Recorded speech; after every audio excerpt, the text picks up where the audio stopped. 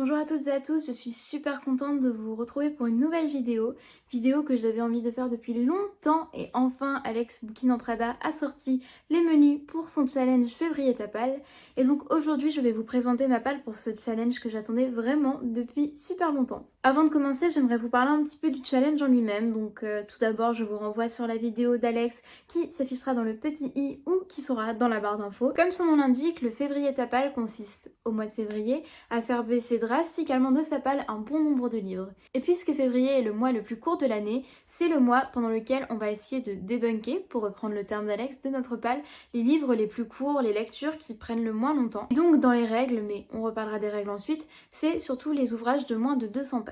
Si vous avez vu ma vidéo sur mes objectifs littéraires pour cette année, j'avais vraiment très envie de participer à un challenge sans me mettre la pression parce que c'est généralement mon problème et cette année je suis super optimiste. En effet, si vous voulez participer de votre côté, je vous invite déjà à rejoindre la page Facebook qui est gérée par Alex. Et si vous avez un petit peu peur parce que voilà, vous n'avez pas forcément des livres en dessous de 200 pages, etc., pas de pression, vraiment pas. Ce qui est super dans cette communauté livresque, c'est que jamais on ne vous mettra le couteau sous la gorge pour vous dire quoi, ton livre fait plus de 200 pages.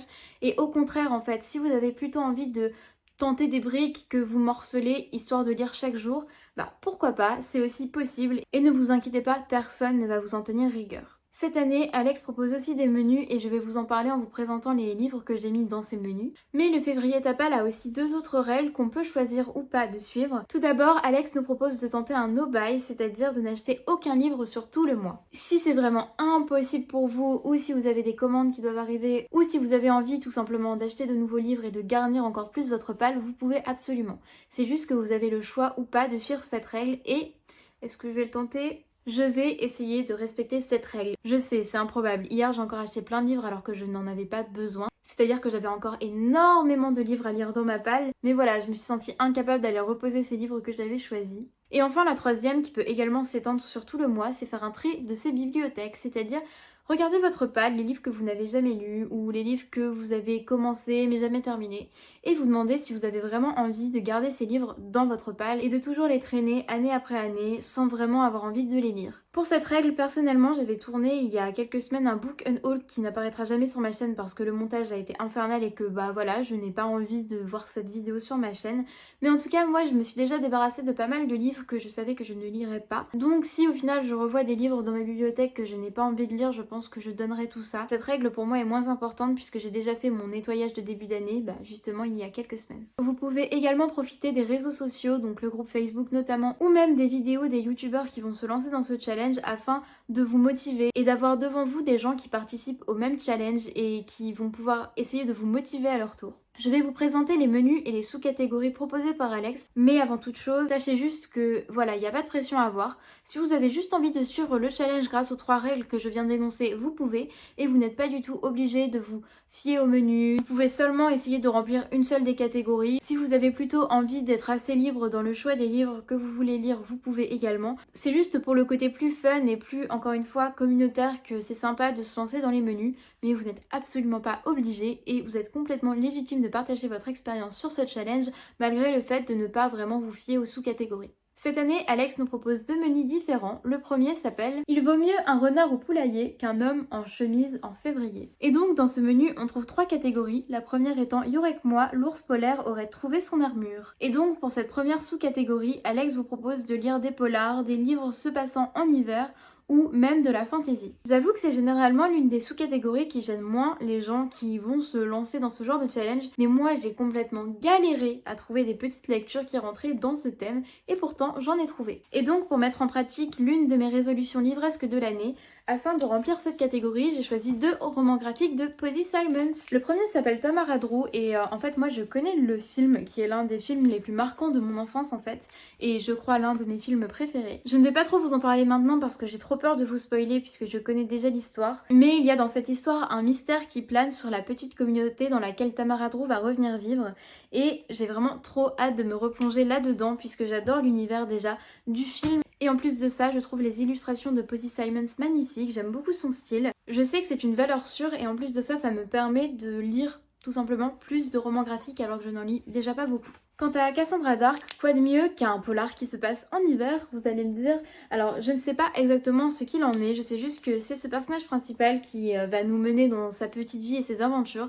Je sais que c'est une femme très antipathique et j'aime beaucoup cette idée d'anti-héros. Je me rappelle de ma mère pleurer de rire en lisant ce roman graphique il y a 2 ans pour Noël, et donc je trouve que ça correspond bien à la période. La deuxième sous-catégorie s'appelle les réseaux sociaux m'ont tué. Ici, il est question de romans touchant à la technologie, à l'angoisse ou à la science-fiction. Alors tout d'abord, j'aimerais sortir de ma palle Rouille de Floriane Soulas que j'ai trouvé, si vous vous rappelez de mon premier vlog, dans une librairie à Paris. Je n'en avais jamais entendu parler. Je sais simplement qu'il s'agit d'une histoire qui se passe dans le Paris de la fin du 19e et qu'il s'agit d'un roman de science-fiction qui a été vraiment très applaudi aux Imaginales et qui m'a été beaucoup conseillé par la libraire qui me l'a vendu.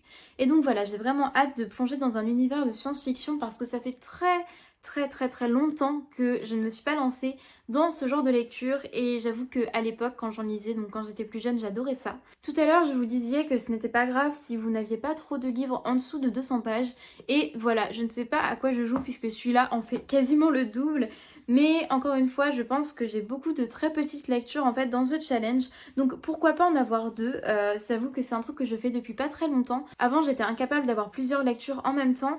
Mais depuis peu j'y arrive. Donc voilà. Pourquoi pas le morceler et essayer de lire chaque jour comme c'est l'un des objectifs de ce challenge. Dans cette sous-catégorie, j'ai aussi envie de mettre Médécali et Sodome ma douce de Laurent Godet. Alors on est bien loin de la science-fiction, mais j'avais vraiment envie de découvrir plus cet auteur contemporain qui est vraiment apprécié d'ailleurs. Médé tout simplement, vous savez pourquoi, parce que c'est mon mythe préféré. Là il s'agit de Médécali, donc d'une revisite très originale que j'avais découverte en cours et je ne l'ai jamais lue en entier. Et donc voilà, on parle quand même d'une femme qui a fait un infanticide, qui revient sur les lieux du drame, donc en termes d'angoisse, c'est plutôt pas mal.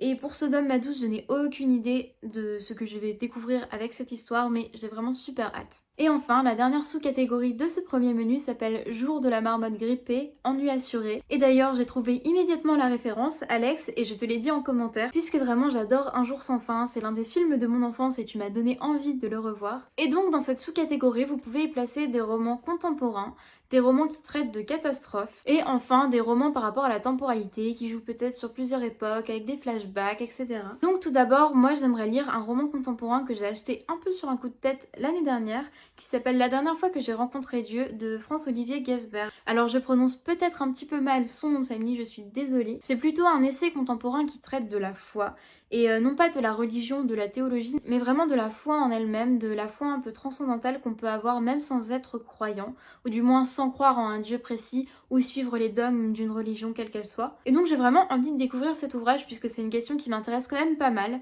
Et donc voilà, c'est un contemporain et j'avais envie de le lire depuis pas mal de temps, donc le voici ajouté à ma palle pour ce mois de février. Ce livre a été publié en 93 mais j'avais vraiment envie de le lire et donc je l'ai mis quand même dans cette catégorie parce que je n'en trouvais pas d'autres et bon, on va dire que c'est un contemporain. Je ne sais pas si c'est un recueil de nouvelles mais en tout cas c'est plusieurs histoires écrites par Margaret Atwood que je n'ai jamais lu, figurez-vous. On m'a évidemment beaucoup recommandé La Servante écarlate, mais dans ce petit livre, Margaret Atwood traite de plusieurs sujets avec plein de personnages différents, plein de situations, donc c'est pour ça que j'ai plutôt l'impression qu'il s'agit de nouvelles et ça me permettrait de découvrir sa plume en anglais qui plus est, avant de peut-être plus tard me lancer dans de plus grosses lectures de sa part comme évidemment La Servante écarlate. Deuxième menu désormais, ne songez au passé que si le souvenir vous en est agréable et j'aime beaucoup ce nom de menu. La première sous-catégorie de ce menu s'appelle Tea Time chez Mrs. Whistledown et dedans vous allez pouvoir mettre de la trahison, du complot, du secret, de la romance, etc. Donc c'est vraiment une sous-catégorie vraiment très grande. Vous pouvez également mettre des romans historiques dans cette sous-catégorie, donc voilà, c'est vraiment un panel de lecture qui vous laisse vraiment mettre plein de choses différentes à l'intérieur. Et donc moi je ne m'en plains pas, puisque je suis tout simplement incapable de réussir à bien placer mes romans ou mes livres dans de bonnes catégories, donc là c'est assez ouvert. Tout d'abord je ne vous en ai sorti qu'un seul, c'est le tome 3 de Nana que je n'ai pas encore lu, mais comme j'ai les 9 premiers tomes à la maison, je compte peut-être plus les continuer ce mois-ci et donc réussir à en lire plusieurs. Donc Nana, si je l'ai mis ici, c'est parce que c'est l'histoire de 2 jeunes filles qui arrivent dans la vie adulte et qui déménagent toutes 2 à Tokyo et il y a beaucoup évidemment de romance dans ce manga. J'ai lu les premiers tomes il y a très peu et j'aime beaucoup ma lecture et donc ça va être la bonne occasion de les continuer puisqu'il s'agit vraiment de petites lectures, vraiment je peux lire un tome en un peu plus d'1 heure je pense. Donc voilà, super hâte d'en découvrir plus et je pense que si je m'y mets bien, je vais pouvoir en lire vraiment pas mal pendant ce mois. Ensuite, je continue avec 2 nouvelles de Dumas qui sont une Amazone et Marie. Alors j'ai découvert ce livre vraiment par hasard et comme j'avais envie de découvrir encore plus Dumas, je me le suis procuré. Il s'agit donc de nouvelles qui se passent, il me semble, au 19e siècle dans des salles de bal et il s'agit généralement de romances pour deux jeunes filles qui aimeraient s'émanciper un petit peu, donc l'une de son père je crois et l'autre qui aimerait épouser un homme. Donc c'est une bonne occasion de m'y replonger puisqu'il s'agit de nouvelles vraiment très courtes. Enfin, ce livre fait plus de 200 pages, mais j'aimerais découvrir Les Braises de Sándor Márai. Alors, c'est un livre hongrois. Je ne connais absolument pas la littérature hongroise, mais comme l'un de mes objectifs cette année est d'étendre un petit peu ma culture littéraire vers d'autres horizons, vers d'autres nationalités, lire plus de littérature étrangère, c'est la bonne occasion pour lire Les Braises qui m'a été offert par ma sœur après son voyage en Hongrie. Et là, il s'agit d'un roman qui revient sur l'histoire d'une famille et sur une dynastie hongroise que je ne connais pas du tout, mais il y a beaucoup de retours dans le passé et surtout beaucoup d'allusions à l'histoire. Donc voilà, j'ai vraiment envie de découvrir ça puisque c'est une culture que je ne connais absolument pas et il me fait vraiment très envie. La deuxième sous-catégorie, je pense que c'est mon nom préféré, s'appelle Le cadeau gonflant de la tante Marge. Donc vous avez peut-être la référence à Harry Potter. Donc il s'agit là de romans ou de livres qui dorment dans votre palle depuis des années ou qui vous ont été offerts il y a longtemps et que vous n'avez jamais lus par des gens de votre famille, vos amis, etc. Ou encore des livres qui vous ont été beaucoup recommandés. Et je commence avec les livres qui m'ont été recommandés puisque j'aimerais lire On ne badine pas avec l'amour de Musset. Celui-ci m'a d'abord été conseillé par l'une de mes meilleures amies, en fait fille de laquelle je parle dans absolument toutes mes vidéos encore. Et je sais qu'elle a vraiment beaucoup aimé. Puis mon copain là lui il me l'a aussi recommandé. Donc bon voilà, ça fait trop de signes pour que je le lise. En plus il est vraiment très court. Donc voilà, on verra bien ce que ça donne. Moi je n'ai jamais lu cet auteur mais ça peut être une bonne occasion de le découvrir. Ensuite, dans les recommandations, j'ajoute Tu montreras ma tête au peuple de François-Henri Désérable, qui a été lu par ma mère et par ma sœur. Et voilà, il est là depuis très longtemps dans ma bibliothèque, c'est ma mère qui me l'avait donné après l'avoir lu. C'est un roman qui se passe à Paris pendant la Révolution, et on va trouver dans leur prison de la Bastille plusieurs personnages dont Marie-Antoinette et Louis XVI. Et voilà, je n'en sais absolument pas plus sur cette histoire, mais je sais qu'on l'a beaucoup aimé autour de moi, donc enfin le sortir de ma palle. Là c'est un peu différent parce que ce n'est pas un livre qui dort dans ma palle depuis des années, mais c'est un livre que je veux lire depuis des années. Il s'agit de L'Amant de Marguerite Duras. Je ne connais vraiment pas la plume de Marguerite Duras. J'ai seulement étudié rapidement certains de ses textes et je crois même que non, puisque je crois que la seule fois où j'ai vu l'un de ses textes en cours, c'était pendant le brevet. Donc je ne l'ai pas étudié en cours, mais en tout cas j'ai un peu travaillé là-dessus. Je sais que c'est une autrice qui est soit très appréciée, soit dont on aime peu le style et autant tenter et me faire mon propre avis sur la question. Sinon, je ne sais absolument pas de quoi parle cet ouvrage, mais on verra bien. Et enfin, c'est peut-être l'un des livres qui dort dans ma palle depuis le plus longtemps. Il s'agit de La guerre de Troie n'aura pas lieu par Jean Giraudoux. Je l'avais acheté sur un marché pendant des vacances en Bretagne il y a vraiment des années et je ne l'ai jamais lu. Et je vous le jure, celui-ci va enfin sortir de ma palle puisque dernièrement j'ai lu pas mal de mythologie et je sais que Jean Giraudoux est très apprécié. J'avais lu Amphitryon 38 que j'avais trouvé très drôle il y a quelques années. Et donc autant me lancer maintenant. Enfin, la dernière sous-catégorie s'appelle Le cimetière des résolutions oubliées. Et dans cette sous-catégorie, vous pourrez lire des romans classiques ou des ouvrages qui traitent du souvenir ou de la disparition. Et donc tout d'abord, moi j'ai envie de lire Graziella de Lamartine. Alors celui-ci n'est pas depuis très longtemps dans ma palle puisque j'ai découvert Lamartine grâce à la prépa. Comme quoi, vraiment, je vous le dis, il n'y a pas que des choses à jeter de mon expérience en prépa. Et j'ai lu Raphaël il y a quelques temps que j'avais bien aimé. Et comme je sais que Graziella est son roman le plus important, j'ai vraiment envie de me lancer pour voir si je vais le préférer à Raphaël.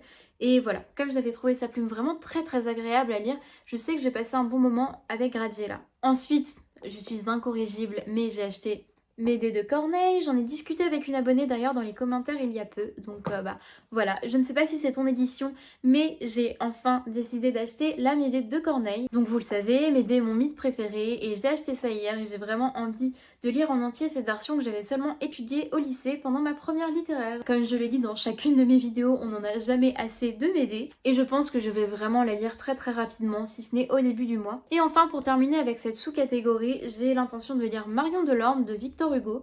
Donc pareil, j'en ai seulement entendu parler l'année dernière. J'ai un petit faible pour les histoires qui traitent du sort des courtisanes. La Dame aux camélias d'Alexandre Dumas fils est mon roman préféré. Et là, c'est une pièce de théâtre qui traite justement de ça. Ce n'est pas du tout la pièce la plus célèbre d'Hugo, ni la plus acclamée. Mais j'ai quand même envie de découvrir ce que ça donne. Et voilà. Une histoire de courtisane, ça devrait me plaire. À voir après si j'aime bien la façon dont c'est exécuté. Je sais que les sous-catégories sont terminées et que j'ai déjà beaucoup de livres à lire, mais j'aimerais en rajouter deux puisqu'ils font moins de 200 pages et j'ai vraiment envie de les lire prochainement.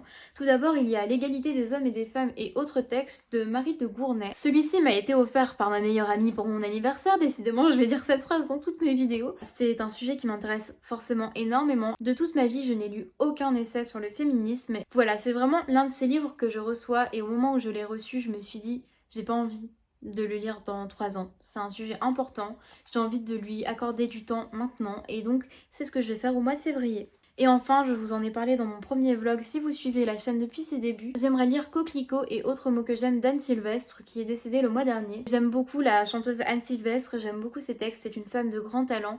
Et voilà, c'est un petit essai vraiment adorable sur ses mots préférés. Donc c'est une lecture pas du tout prise de tête et qui va me faire replonger dans l'univers d'Anne Sylvestre, donc c'est tout bénef. Il y a donc 18 livres dans ma palle. 18 livres! N'ayez pas la pression devant cette vidéo si vous ne lisez que, parce qu'il n'y a pas de livre minimum à lire par mois, je vous rassure, 2 livres par mois d'habitude, puisque au cours de ce mois de janvier, je n'ai lu par exemple en ce moment que 2 livres. Donc vraiment, je ne sais pas ce qui me passe par la tête. Je sais que c'est énorme et qu'il est très probable que je n'en lise même pas la moitié. Mais voilà, j'avais quand même envie de me challenger un petit peu et au moins j'ai un grand choix de livres devant moi à piocher si jamais je me rends compte que j'aurai pas le temps de tout lire. Et c'est le côté un peu marrant de ce genre de challenge, c'est de vous refaire une vidéo dans un mois pour faire le bilan de mes lectures et quand on va se rendre compte que j'ai seulement lu 2 livres, dont un qui ne faisait même pas partie de cette palle, ça va être très drôle. Ces livres, je les ai mis là parce que j'ai vraiment envie de les sortir de ma palle et si jamais c'est pas fait pendant le mois de février, ce sera fait dans l'année. Donc voilà, je me mets pas trop la pression non plus. Le but de ce challenge, c'est vraiment de s'amuser et c'est ce que je compte faire. Et c'est également ce que je vous conseille de faire. Il n'est jamais bon de se mettre la pression par rapport à la lecture, surtout par rapport aux réseaux sociaux, aux challenges ou même aux chaînes YouTube, donc des booktubeurs, puisque la lecture c'est un plaisir avant tout, c'est un passe-temps. Et il faut pas croire que pour être un bon lecteur, il faut lire tel nombre de livres.